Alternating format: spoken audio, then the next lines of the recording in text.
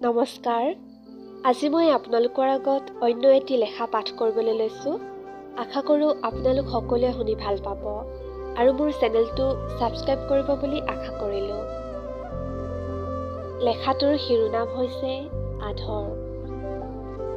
আজিও হোৱাটছএপৰ চাটত পিন হৈ আছিল তেওঁৰ নাম।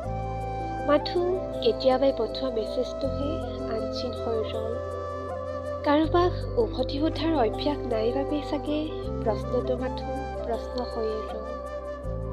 বিশেষ জানিবলৈ মন নাছিল, মাথো সুধিলোঁ হয় কিয় আছিল সেই অনুৰাগ মাথো এদিনৰ বাবে। জানিছিলেচোন কাৰোবাক সহজতেই নোৱাৰিম আদৰিব। তেওঁৰ ভাল বেয়া একোকে চোৱা নাছিলোঁ, মাথো হেৰাই গৈছিলোঁ তেওঁৰ সজল নয়নৰ তলাতল ঘৰত, যাৰ পাত আজি পৰ্যন্ত উলিওৱা নহ'ল। নিবিচাৰোঁ তেওঁক প্ৰতাৰকৰ নাম দিবলৈ, কাৰণ তেওঁৰ নামত প্ৰেম আছিল, প্ৰাপ্তি নাছিল হয়তো।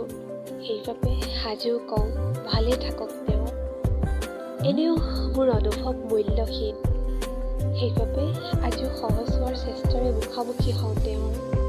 কিন্তু ব্যৰ্থ মই, নিবিচাৰোঁ তেওঁক একেবাৰে, মাথো আজীৱন জীয়াই ৰাখিম তেওঁক। তেওঁৰ প্ৰিয় মোৰ শব্দবোৰৰ মাজত। মোৰ শব্দৰ প্ৰেমত নপৰিবচোন কেতিয়াবা এই শব্দই পিন্ধি যাব আপোনাকো। নোৱাৰিম নহ'লে মোৰ অভিমানী মনটোক ৰখাব। Stay happy. I always here for you the secret